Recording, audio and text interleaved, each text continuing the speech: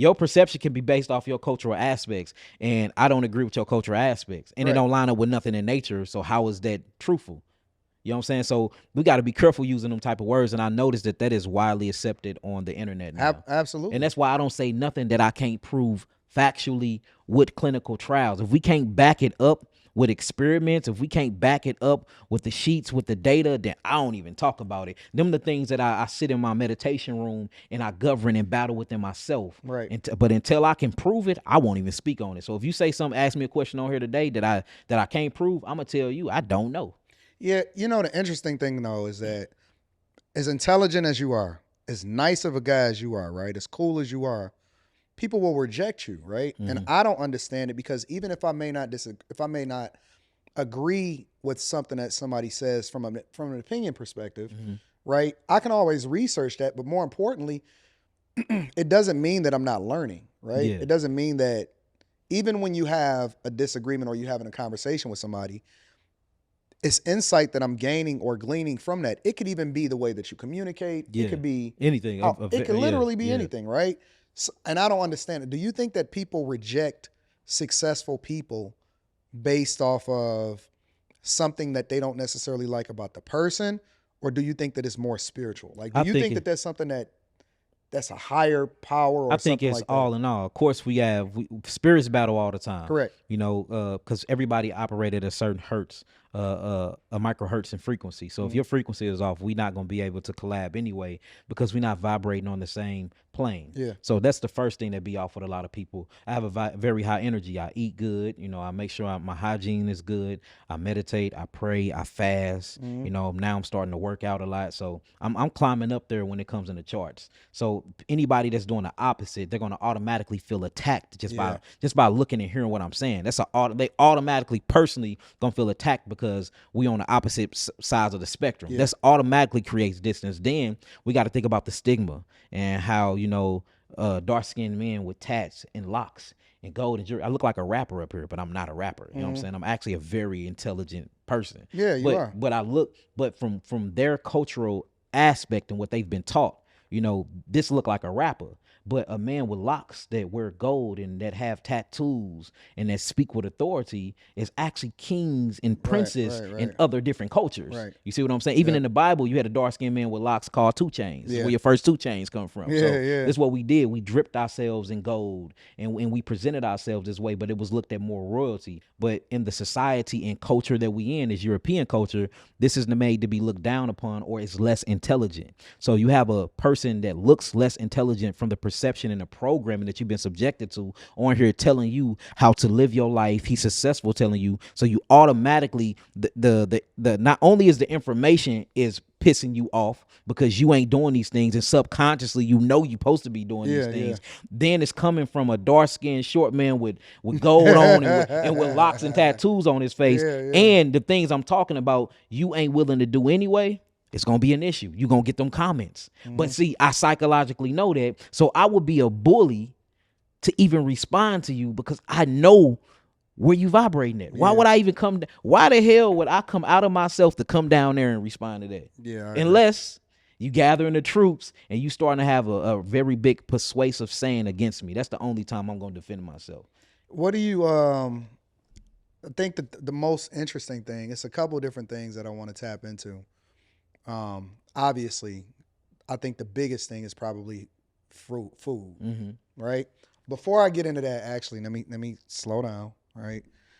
Neuralink, right? Neuralink, for a lot of people that's not familiar, is a company that Elon Musk started. Elon Musk, yes. Yep. And it's basically they've been Neuralinking before that, though. I agree. I know. But they basically been, it's an implant that goes into you. Well, they've just reported, and I'm going to say reported because, all I can go by is that information that I read. Allegedly, they're now starting human trials, and there's a lot of people that's signing up for this implant that's going into your brain. Yes. And they've been testing it allegedly on animals up to this point. And now primates, monkeys. Yeah. And they've been doing very good with them, too. Yep. Yeah. And so now it's an implant that goes into your brain. And I'm not sure exactly what it is that they're looking to accomplish with it. But what do you think about it in general? So what they're looking to accomplish with it is transhumanism. That's what this whole thing is about. This whole plan, that's what this whole thing is about anyway. To feed our bodies nanobot technology, put the implant in us, and to turn us into cyborgs. I mean, that's what it is. Because if you look at them, when I say them, I'm talking about the Europeans. They're dying faster than they're repopulating. Correct. So they're dying off. So they have to find a way to stay in. They know two things is going to keep them in. If they merge with robots, and if they put a bunch of melanin in them, and that's the reason why. That's the reason why you have a bunch of black people missing right now. And then when they turn up and you find them, all of they eternal, not internal, but eternal organs are missing, because that's where we hide most of our melanocytes at. That's the reason why melanin is $463 right now per gram. It's one of the most precious, what I'm gonna call metal polymer conductors in the world. Melanin, or what we call melanin. So I think their ultimate goal is to live forever, because don't nobody truly want to die, especially when you got everything and then you have the people by the balls and you or the puppet master, and you can do anything you want in this reality. Why would you want to leave from that? Correct. So now you have to figure out ways to keep it going. Rockefeller, that man had 10 heart transplants before he died. Did he? Yes. I didn't know that. Yeah, Google that real fast. Yeah, I can look that up. Look it up just to make sure it's 10. Don't quote me on 10, but it was cool. It was more than 3. But I mean, the point is that he had them. So, but what is this proving? He didn't want to go nowhere. Yeah. And why would he want to go somewhere if this is his crib? You know what I'm saying? Yeah. So I think the ultimate goal is transhumanism, and I think that chip is to basically unlock the consciousness, and you have so much information. Imagine Google in your head. This is crazy. He said, every time I get a new heart, it's like the breath of life being swept across my body. Yeah. That's crazy. How many that was on his 6th that he said that. And look, and deep researchers show you that all of his hearts came from black people, so-called black people. Really? Ain't that interesting? That's because crazy. Our hearts have a bunch of cardiovascular melanin in it, or melanocytes in it.